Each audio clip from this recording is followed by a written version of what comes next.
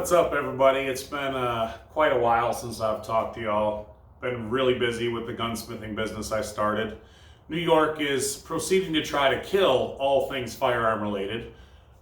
So I've been trying to see what I can sell off from my shop that I don't use anymore.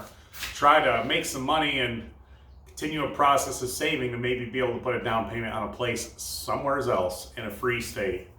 With that in mind, this anvil right here I listed online, and it doesn't seem to be, there's a lot of interest in it.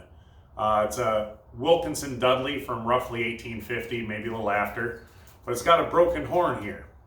So I think for this project, I'm going to attempt to finish forging this piece of round stock out to make it more horn shaped, and then weld it right onto there. I don't really know if this is going to work. I've never tried welding mild steel to what I believe to be wrought iron before. So, I don't know. Let's give it a try, see what happens. All right, guys, join me.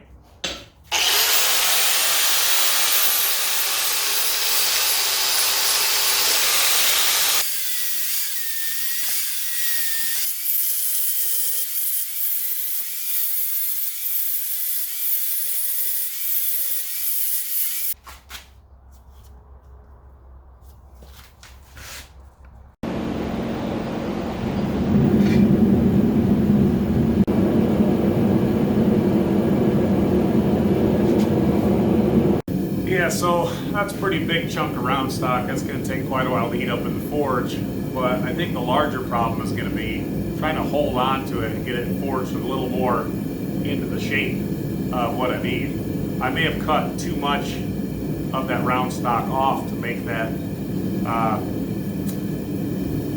that angle up at the under part of the horn. I don't know if this is going to work, but I'll just keep doing something until something works.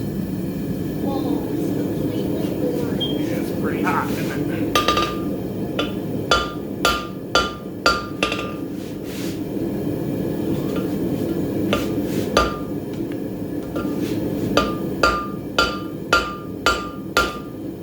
So hard to hold on to that thing.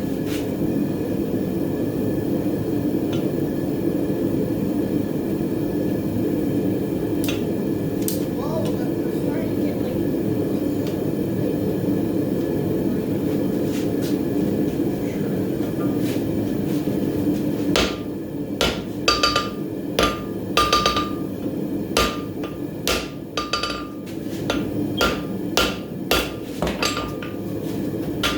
I don't think this is going to work.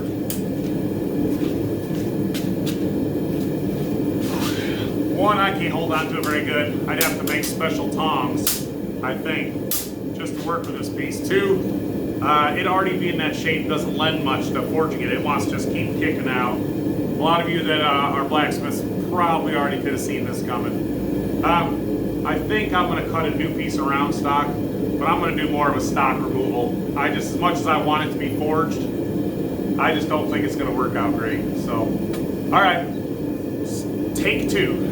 All right, so this time we'll do less of an extreme angle. Try to trim away a smaller piece so I got room to shape it in the shape that the bottom of the horn should be. You know, last time, just a little too much out to the tip here. I need to be able to make that come to a more acute tip. That way it won't look like a duck bill. Just show you the couple other anvils I have here. I mean, this is an old Vulcan, but that's kind of more, I don't know, I guess each one looks different, but I don't want it to look too crazy. You know, look at my big old 300 pounder here. So, yeah, we're going to try to get it a little bit better than that would have been for sure. Well, those cuts were not quite as accurate as I wanted them, but yeah, we'll see what I can do with it.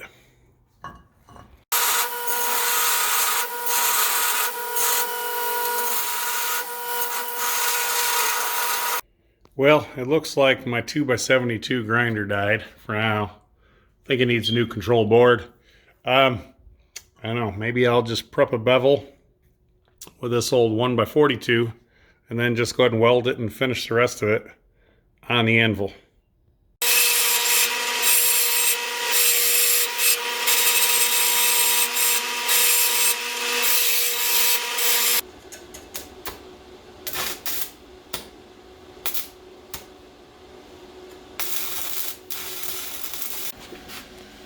All right, so this is not an awesome weld. It's just kind of okay. I have to set this welder way higher than my old welder to get a somewhat similar result. I mean, I'm at 122 amps. And I normally would have been at like 70 or 80 maybe, getting this result with the other welder. So getting the hang of the new welder, trying to join wrought iron to mild steel. Gotta keep going. Well, they're starting to get a little better.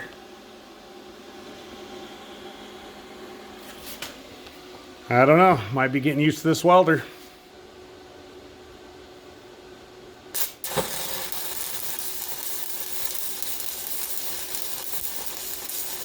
Okay, well, you may say that profile still looking pretty ugly, but I'm going to remove a bunch of that weld I just put in there and try to do some, oh, that ain't looking good, and do some shaping, and then hopefully it'll look like it kind of at least belongs on it. Obviously the two different types of metal aren't going to look the same, wrought iron and mild steel, forged wrought iron from the 1850s.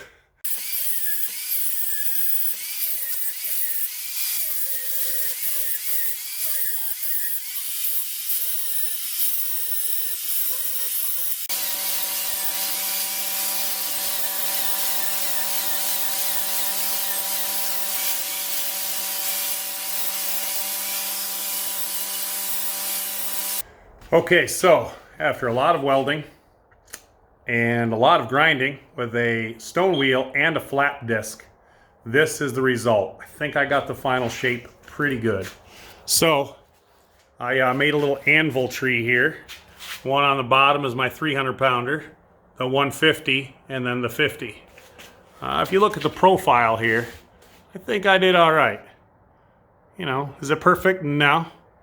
It's pretty good. Yeah. I think I'm going to clean up this anvil a little more. Maybe try to darken up that horn so it kind of matches at least a little bit, doesn't stick out so much. But yeah, I'm pretty happy with the result.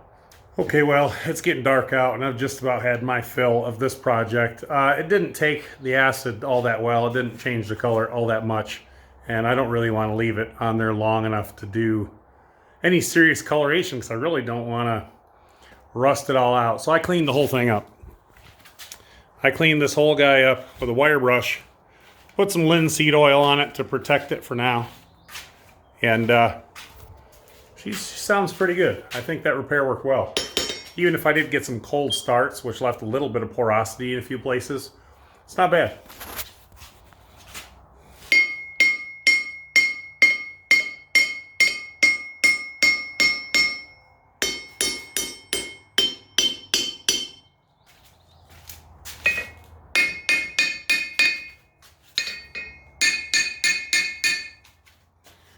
I think the final shape matches this anvil pretty well. Feel free to tell me whether you think I did a terrible job or a good job or suggestions for what I could have done better. Comment below. All right, guys, you have a great day.